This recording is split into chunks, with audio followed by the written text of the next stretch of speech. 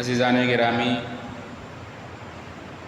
حسب معمول سورہ انفال کی چند آیتیں ہم لوگ آج پڑھیں گے، اسی کا ترجمہ اور تفسیر۔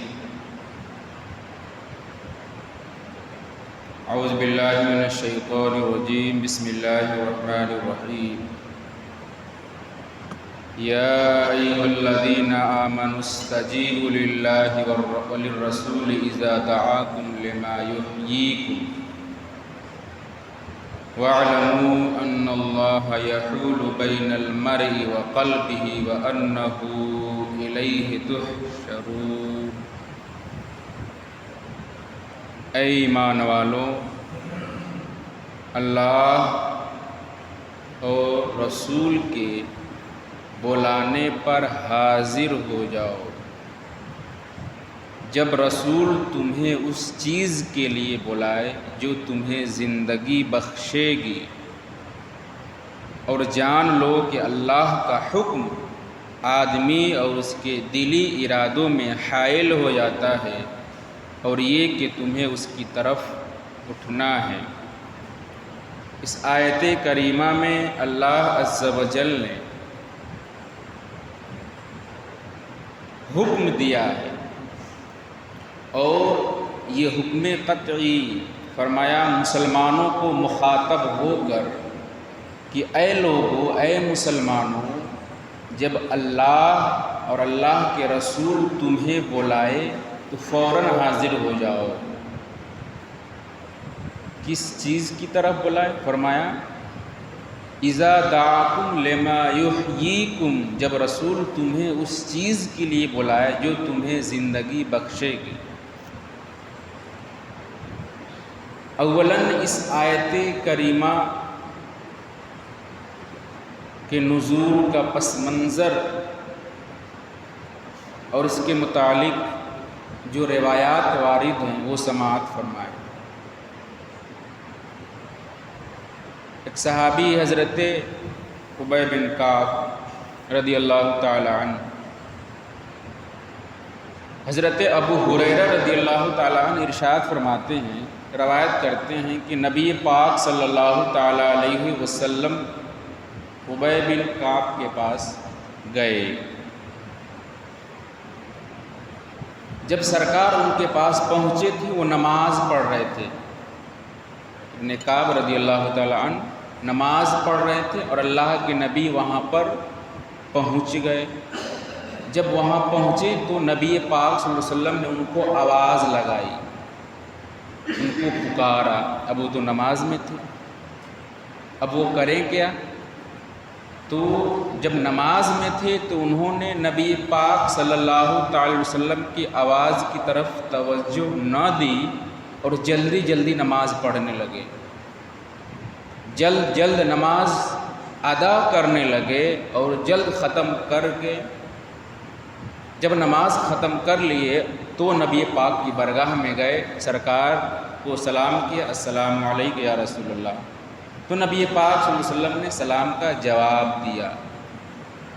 نبی پاک صلی اللہ علیہ وسلم نے ایک سوال پوچھا ان سے کہ جب میں نے تجھے پکارا تھا، تجھے بلایا تھا، تو تم نے جواب کیوں نہیں دیا؟ تم بولے کیوں نہیں؟ تو وہ عرض کرنے لگے، یا رسول اللہ میں نماز میں تھا، میں نماز پڑھ رہا تھا، اس وجہ سے میں آپ کی قول کی طرف توجہ نہ دیا اور نماز جلد سے جلد پڑھنے لگا۔ تب اللہ کے نبی صلی اللہ علیہ وسلم نے سرجنش کے انداز میں کہا تھا، کیا تم نے اللہ کا یہ قول نہیں پڑھا ہے؟ قرآن عظیم میں اللہ کا یہ حکم تم نے نہیں سنا؟ کیا حکم؟ پھر یہ آیت کریمہ اللہ کے نبی نے پڑھ کر سنائی، کیا؟ یا ایھا الذین آمنوا استجیبوا للہ وللرسول اذا دعاکم، اے ایمان والو، اللہ اور رسول کے بلانے پر حاضر ہو جاؤ جب رسول تمہیں بلائے۔ کیا تم نے یہ آیت کریمہ نہیں پڑھی تھی کہ اللہ نے حکم دیا ہے کہ رسول جب بلا دے حاضر ہونا ہے؟ ایک اور اس طرح واقعہ پیش آیا، صحابی رسول حضرت سعید بن معلّہ نماز پڑھ رہے تھے. آقائے دو جہاں صلی اللہ تعالیٰ علیہ وسلم تشریف لائے تو دیکھیں کہ وہ نماز پڑھ رہے ہیں. آپ نے انہیں آواز لگائی، انہیں پکارا تو وہ بھی نماز پڑھتے رہے اور آقائے دو جہاں صلی اللہ علیہ وسلم کی قول کی طرف توجہ نہ دیا.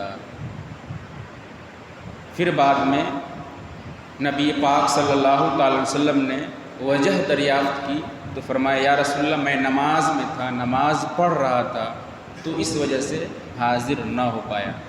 تو اللہ کے نبی صلی اللہ علیہ وسلم نے اس وقت بھی ان کو یہ آیت کریمہ پڑھ کر سنائی تھی کہ اے ایمان والو، اللہ اور اس کے رسول جب تمہیں بلائے تو فوراً حاضر ہو جاؤ. اب اس آیت کریمہ کے الفاظ پر غور کریں اور ان دونوں روایتوں کو دیکھیں. اس سے پتہ کیا چل رہا ہے نبی کا رتبہ کتنا بلند ہے. اولاً یہ کہ اللہ کا حکم اور رسول کا حکم دونوں برابر ہیں. اللہ حکم دے تو بھی فوراً حاضر ہونا ہے، اگر رسول حکم دے رہے ہیں تو بھی فوراً حاضر ہونا ہے. اب یہ نہیں دیکھنا کہ آپ نماز پڑھ رہے ہو کہ فلاں کام کر رہے ہو، کچھ کر رہے ہو. اگر اللہ کا حکم عین نماز میں آ گیا تو نماز چھوڑ کر آپ کو وہاں حاضر ہونا ہے. نبی نے پکار دیا، نبی نے کہہ دیا، بلا لیا تو اگرچہ نماز میں ہے، نماز چھوڑ کر نبی کے حکم کی طرف جانا ہے. آقائے دو جہاں کی ان دو حدیث سے پتہ یہ چل رہا ہے کہ اس آیت کریمہ میں جو حکم دیا گیا ہے فوراً حاضر ہو جاؤ، یہ مطلق ہے.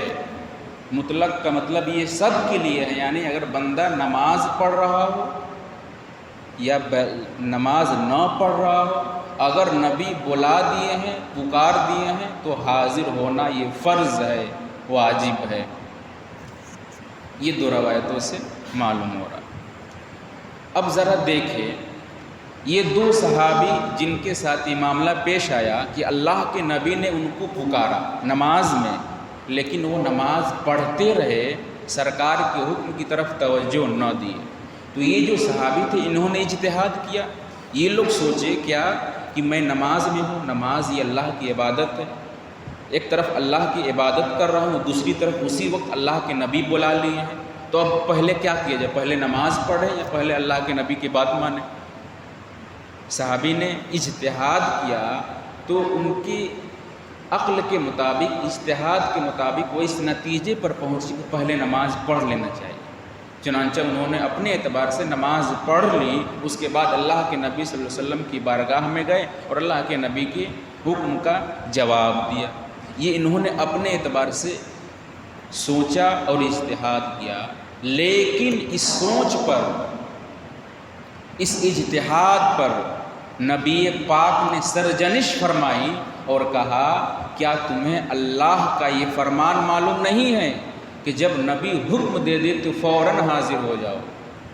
اس سے پتہ یہ چلا کہ اگرچہ تم نماز میں تھے، نبی نے حکم دے دیا تو نماز چھوڑ کر وہاں حاضر ہونا ہے، کیونکہ نبی کا حکم دینا یہ بھی ایک اللہ ہی کا حکم ہوا. اب آئیے مزید روایت کی روشنی میں اس کو ہم جاننے کی کوشش کرتے ہیں. اس سے ایک بہت بڑا معاملہ حل ہو جاتا ہے، وہ یہ کہ آقائے دو جہاں صلی اللہ علیہ وسلم کی تعظیم، نبی پاک صلی اللہ علیہ وسلم کی تعظیم عین حالت نماز میں بھی کرنی ہے. حالت نماز، عین نماز میں صحابہ نے نبی کی تعظیم کی، بلکہ نبی کے حکم پر انہوں نے لبیک کہا. اب آئیے ہم اس کو ذرا تفصیل سے اس پر روشنی ڈالتے ہیں. سب سے پہلے یہ بات جان لیں کہ کیا اگر نماز میں نبی بلا دے کسی کو، تو جب نماز میں بلا دے تو بندہ کے اوپر کیا ضروری ہے، پہلے نماز یا نبی کا حکم ماننا؟ پہلے نماز پڑھے گا یا نبی نے بلایا ہے وہاں پہ جانا؟ تو عمدۃ القاری میں شارحین نے فرمایا بخاری شریف کی شرح، اس حدیث کی شرح میں لکھا گیا کیا کہ جب عین نماز میں نبی نے ان کو پکار دیا تھا تو اب ان کے اوپر واجب ہے کہ نبی کی بات مانیں اور ان کے حکم کی تعمیل کریں۔ فتح الباری میں علامہ ابن حجر اسقلانی نے لکھا کہ اس پر فرض ہے کہ نبی کی بات مانیں، نبی نے بلا دیا ہے تو وہیں جائے، ان کی بات مانیں، نماز چھوڑ دے۔ ان دونوں کتابوں میں عمدۃ القاری اور فتح الباری میں تصریح کی گئی اس بات کی کہ نبی کے حکم ماننا یہ فرض ہو گیا، نماز کو دوسرے نمبر پر رکھیں گے، وہاں پہ نبی کے حکم کو پہلے نمبر پر۔ اب یہ معاملہ آیا کہ کسی کو اللہ کے نبی نے بلا لیا نماز میں، اب وہ نماز چھوڑ کے جا رہا ہے تو اس کی نماز ٹوٹے گی کہ نہیں، نماز ختم ہوا، باطل ہوئی کہ نہیں۔ تو اب علماء کرام کا اس بارے میں دو گروہ ہو گیا۔ اس پر تو سب متفق ہے، جتنے علماء ہیں اس پر سب متفق ہے، اتفاق رکھتے ہیں کہ اگر حالت نماز میں نبی بلا دے تو نبی کے حکم کو بات مانو اور جاؤ، سب مانتے ہیں جتنے علماء کرام مجتہدین۔ اب اس میں اختلاف ہو گیا کہ اگر وہ نماز چھوڑ کر نبی کی بات مان رہے ہیں، اللہ کے نبی کی بارگاہ میں جا رہے ہیں، تو یہ نماز باطل ہوئی کہ نہیں؟ تو علماء کرام کی ایک طبقہ نے یہ کہا کہ اس کی نماز باطل بھی نہیں ہوگی بلکہ وہ نماز ہی میں ہے، نماز پڑھ رہا ہے، نبی نے پکار دیا، بلا دیا، تو اس کے اوپر ضروری ہے کہ نبی جو کہہ رہا ہے وہاں پہ چلے جائے، اور وہاں پہ جانے کی وجہ سے اس کی نماز بھی نہیں ٹوٹے گی، نماز ہی میں ہے۔ یہ فقہا کے ایک طبقے نے کہا، اور اس پر اکثر ہمارا بھی اہل سنت کا بھی یہی عقیدہ ہے کہ نماز بھی نہیں ٹوٹے گی۔ ایک گروہ کا کہنا ہے کہ نماز فاسد ہو جائے گی، الگ معاملہ ہے، لیکن ایک طبقے نے کہا، کثیر علماء نے کہا کہ نماز بھی نہیں فاسد ہوگی۔ اب اس سے پتہ کیا چل رہا ہے؟ اللہ کے نبی صلی اللہ علیہ وسلم کا رتبہ، نبی پاک صلی اللہ علیہ وسلم کی اہمیت کتنا ہے مسلمانوں کے نزدیک، اور کتنے ان کی تعظیم ہمارے اوپر ضروری ہے۔ اب آئیے ایک مزید حدیث کی روشنی میں اس کی وضاحت کر دیں کہ عین حالت نماز میں نبی کی تعظیم صحابہ نے کیا۔ مسلم شریف کی حدیث ہے، نبی پاک صلی اللہ تعالیٰ علیہ وسلم کسی قبیلے میں صلح کرانے کے لیے گئے ہوئے تھے، کسی قبیلے میں لڑائی جھگڑی تھی، صلح کرانے کے لیے اللہ کے نبی تشریف لے گئے تھے۔ مسجد نبوی میں اللہ کے نبی تشریف نہیں فرماتے، سرکار نہیں تھے، اچانک نماز کا وقت ہو گیا تھا، جماعت کا وقت ہو گیا۔ اب کیا کیا جائے، اللہ کے نبی تو ہے نہیں، تو جو مؤذن تھا وہ حضرت ابوبکر صدیق کے پاس آیا اور کہا آپ نماز پڑھائیں گے؟ اللہ کے نبی تو ابھی نہیں ہیں، آپ نماز پڑھا دیجیے۔ حضرت ابوبکر صدیق رضی اللہ تعالیٰ نے کہا ہاں میں نماز پڑھا رہا ہوں۔ مسلم شریف کی صحیح حدیث ہے۔ حضرت ابوبکر صدیق رضی اللہ تعالیٰ عنہ مصلی امامت پر چلے گئے، یعنی نماز پڑھانے لگے، نیت باندھ لیے، صحابہ کرام جتنے لوگ تھے سب نے نیت باندھ لی اور نماز شروع ہو چکی ہے۔ جب نماز پڑھ ہی رہے تھے کہ بیچ نماز میں اللہ کے نبی تشریف لانے لگے، کہیں گئے تھے، اللہ کے نبی واپس آ گئے۔ اب سرور کائنات جب واپس آئے اور مسجد میں انٹری کیے تو صحابہ کو آہٹ کے ذریعے خبر ہو گئی کہ اللہ کے نبی تشریف لا چکے ہیں۔ سرور کائنات آ گئے اور مصلی امامت پر ابوبکر کھڑے ہیں، نماز پڑھا رہے، اب کیا کیا جائے؟ اللہ کے نبی مسجد کے اندر آ رہے ہیں اور صحابہ کرام نماز میں ہیں۔ سرور کائنات صلی اللہ علیہ وسلم صف سے گزرتے ہوئے آگے کی طرف آ رہے ہیں، لوگوں کو ہٹاتے ہوئے آگے آ رہے ہیں گزرتے ہوئے صف سے۔ اب جو صحابہ نماز پڑھا رہے تھے ان لوگوں نے حضرت ابوبکر کو خبر کرنے کے لیے کہ سرکار آ گئے ہیں، بول تو نہیں سکتے تھے، تو سب لوگوں نے ہاتھ بجانا شروع کر دیا نماز میں۔ حضرت ابوبکر نماز میں مشغول تھے، توجہ ادھر ادھر نہیں تھی۔ صحابہ کرام یہ بتانے کے لیے کہ اللہ کے نبی آ گئے، ہاتھ بجانا شروع کر دیا، اس طرح ابوبکر نہیں سنے، تو کچھ دیر کے بعد صحابہ نے زور زور سے ہاتھ بجانا شروع کر دیا۔ اب حضرت ابوبکر نے یہ معاملہ دیکھا کہ ہاتھ کیوں بجا رہے ہیں، تو عین حالت نماز میں حضرت ابوبکر پیچھے مڑ گئے اور دیکھا کیا معاملہ ہے، تو اللہ کے نبی تشریف فرما ہے۔ جب یہ دیکھا حضرت ابوبکر نے کہ نبی پاک آ گئے ہیں مسجد میں، ابوبکر پیچھے ہٹنے لگے، مصلی امامت کو چھوڑنے لگے۔ اب نبی پاک صلی اللہ علیہ وسلم نے اشارہ کیا ابوبکر کو، ابوبکر تم نماز پڑھاؤ، اشارہ کیا کہ آپ نماز پڑھاتے رہو، جاری رکھو، لیکن نہیں، حضرت ابوبکر پیچھے ہٹنے لگے، پیچھے ہٹ گئے، مصلی چھوڑ دی اور صف میں چلے گئے۔ نبی پاک صلی اللہ علیہ وسلم پھر آپ مصلی پہ آئے اور وہیں سے جہاں سے ابوبکر نے چھوڑی تھی وہیں سے سرکار نے نماز مکمل پڑھائی۔